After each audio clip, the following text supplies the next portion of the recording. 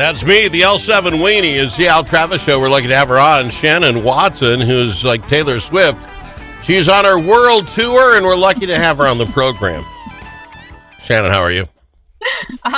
Way less glamorous than Taylor Swift. That's exactly but just as important to the world is, I know you've been to St. Cloud, I know you've been to Mankato, heading to Roch. You are busy with this little world tour of yours. How's it going?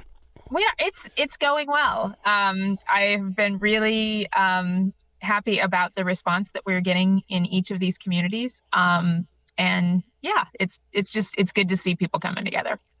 But the reason for it, understand that you did drop the state of bipartisanship 2025. This is not you running out explaining that, is it? What is it you're actually doing in each of these cities? It's both. So I try to be very effective with travel. If I'm going to be someplace, how many things can we cover at one time? So yes, we are doing press conferences for the state of bipartisanship report, trying to make that coverage a little more specific to communities across the state, not just, here's the statewide percentages thing, but here's how this affects people in Mankato and St. Cloud and Rochester and Duluth. And then we're also in the afternoon, every place we are doing the press conference, we are also hosting public Civic Pledge for a Stronger Minnesota event signings. So that's fun too. And bust that down for me. I don't think you probably have it memorized, but what is this pledge of which you speak? So this is something that started after the assassination of the Hortmans and the shootings of the Hopkins. And it is a pledge to denounce political violence and, swear off political violence and find common ground and engage with other Minnesotans peacefully. That sounds easy enough. I was going to say that sounds pretty vanilla. Not that I'm trying to put you down for that. But a lot of the pledging things, I don't pledge. I would pledge no new taxes. Well, that puts people in a real box when you have, what it was, plenty. Well, we don't have taxes, but we're raising fees, or right. It's just this whole. I get why maybe legislators don't like doing it, but on your end, because it is just plain Minnesota nice language. I promise to play nice in this pond. I find it hard to believe many people can say no to signing. Some people do, and that's totally fine. And this is a pledge for legislators, for members of the city council, county commission, and just normal Minnesotans. So some people say no for the reasons that you have laid out. I will be honest. This is the first time in my life that I have advocated for a pledge exactly for the reasons that you have said. I spent a lot of time in politics. A lot of them either handcuff people or they're set up kind of as a gotcha. Yeah. The thing about this one, we felt it was very important to set sort of a baseline and a very low baseline of the things that we can all agree with. And there is some psychology around, putting your name to a piece of paper, signing your name to, I believe in this and I'm going to do this, that adds with inner accountability, and it can change your own behavior, because then you become accountable to the thing that you said that you'd do. So that's one of the reasons that I have heard from a lot of people who are like, I don't take pledges, and I respect that, and that's cool. I've heard from people who, we're in Rochester, and Senator Nelson at our kickoff event in July, she signed the pledge. And she talked about why she signed the pledge when she normally doesn't. Like, her husband was very confused as to why she was going to signing a pledge, because she normally doesn't. But it's this situation, it's this particular subject area, and she thought that was important. I know it's actually talking to Pollyanna when I asked this question, so it's going to be filtered.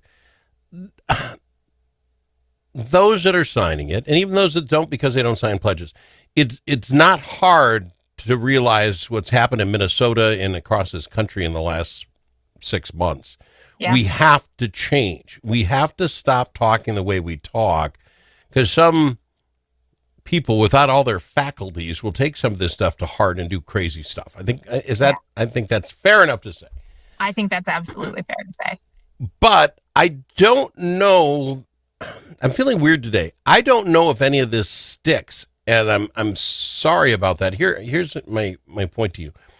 Charlie Kirk was going to come to the University of Minnesota yesterday, right? It was just a planned event, but then of course he got assassinated. And the guy who was going to talk to you, and his name, Michael, I don't remember what his name is anyway. It escapes me. He comes, right?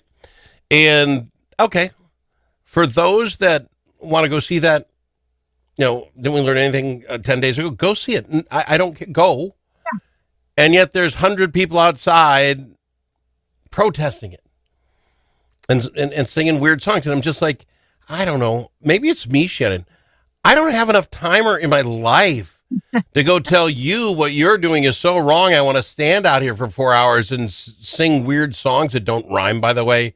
Terrible song. Sorry, Taylor Swift. You know what I'm saying? I don't know. This is a week since that happened. This is 8 weeks since the Hoffmans and the Hortmans. You know what? Let them go sit in the auditorium and listen to whatever they want. I just don't see it, and I'm just concerned that we're going to be 3 months from now. I'll remember back when that happened, and we're you know what I'm saying? Is there stick-to-itiveness to what we were going to do as far as be better? Actually, there was a person who came to the Mankato event who I'm pretty sure came specifically he said he came to listen, and I appreciated that, and really challenged me in the room as to, like, is this really the best use of time? And I appreciated why he was there, why he took time off to be there, why he was there, and all of the work that I do. Is this really the best use of time? And the analogy was that, the world's kind of on fire. What are you doing? And my analogy right back was, I'm pointing my hose at that house. And is my hose big enough to put out the fire at all the houses? Nope. But I'm making a difference to that house. I'm making a difference to the house next to it, because maybe I can keep the house next door from catching on fire. Maybe once I put out this house, I can move on to the next one. So I do think the enormity of the problem does, like, it makes it feel like, why bother? Are we rearranging deck chairs? And you can feel that way. Some people who look at this problem and do stuff that I'm doing. Some people look at the problem and they say the only thing for me to do is to join the partisan army, or to go listen to the talk, or to protest. The beauty of America is that all of those things are permissible. All of those things are part of us trying to live in this great social experiment. And that we don't necessarily have to agree about how that's actually going to help or hurt or whatever. We each get to do the thing that we feel like we need to do. Which, yes, is the beauty of America. But at some point, I guess I'm having a problem internally. I mean, you've been on this program for years with me. What you're trying to do, I love the analogy of the water hose. I don't know. I don't think so much of this program that we're going to change the world, but we get all the voices on and we talk it out. I don't remember us anyone ever having a yelling a scream match on this show. And I don't know, leading by example is probably not the right word, but that's how I teach my kids to act. Yeah. And I don't, but we've lost that somewhere, Shannon, is my point. I don't understand how in America, where we have these great gifts, you say you and I'll be me, and the libertarians are out there, you can do whatever you want, except until we get to this point where we're calling people Nazis, we're shooting guns at people. We got to stop, because all the freedom comes with responsibilities, but we're not taking them. We're not taking that responsibility. That's a good point. We have freedom of speech in this country. We don't have consequence-free speech. And I think we are seeing the consequences of what might not be necessarily like the best speech that's a terrible thing to say. Like maybe the most responsible speech. And I blame, maybe, is that the word I want? I focus a lot of attention on the attention economy and the amount of money and effort that is put into division in this country. Division is enormously well funded. And whether you're talking about cable news or social media or political campaigns and 24/365 fundraising, we have been incentivizing division.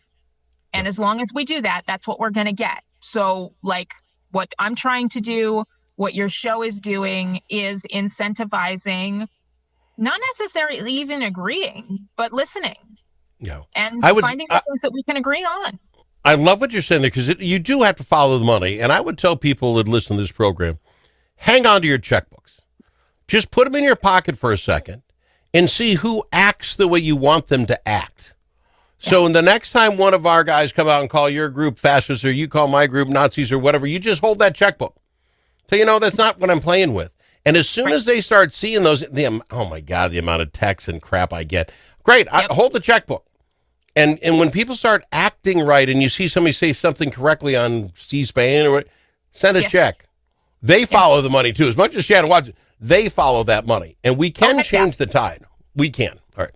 I got to go to break. We have more to talk about. I want to talk about the stickiness of it. We've been through a lot here in Minnesota, and whether we think we can carry this on into either a special session or the next session. We'll talk about it with Shannon Watson right after this on the Al Travis Show. September is Suicide Prevention Month, a time to raise awareness, support survivors, and save lives. Here in Minnesota, September 24th is Suicide Prevention on the Air Day. Every dollar raised will support SAVE, Suicide Awareness Voices of Education, providing education, advocacy, and programs of hope. And on that day, your gift will go twice as far because every donation will be matched dollar for dollar. Visit save.org to see our work, learn how you can help, and donate. Remember September 24th because every voice can save a life. Tired of one-sided media and divisive noise drowning out your conservative values? Take back the conversation with Braver Angels. Join a grassroots movement to restore civility and find common ground without compromising your principles. As a conservative, your voice matters. Share your perspective on issues like immigration and public health in Red Blue workshops and help rebuild trust in our great nation. Be a leader in depolarizing America. Sign up for free at mn.braverangels.org. Braver Angels, where conservatives, liberals, and independents unite for a stronger republic. When the stakes are high at the Minnesota Capitol, you need more than a lobbyist, you need a partner. At Momentum Advocacy, we bring nearly 90 years of combined experience in government relations, public affairs, and strategic communications. From nonprofits to national corporations, we help organizations navigate Minnesota's political landscape with integrity, insight, and results. Whether you need legislative champions or headlines, Momentum Advocacy delivers. For more, visit momentum-advocacy.com. Momentum Advocacy, your friends at the Capitol.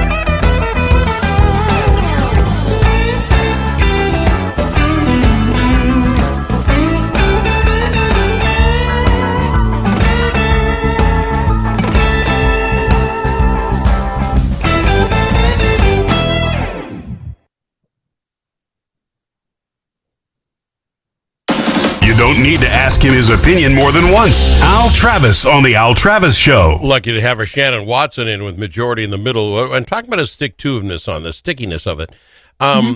Minnesota, of course, having such tragedies throughout the year. President gets shot. And here's what I'm going to do. The governor, and I'm just not trying to rip him, but made some joke after Labor Day about possibly, we didn't get the news this week, but maybe next week, kind of joking. I'm like, wait a minute, we just had the Hortman's funeral, your friend. Drove me nuts. Now Kirk gets shot, and we have Elon Omar talking about his being a racist or not. I got your opinions.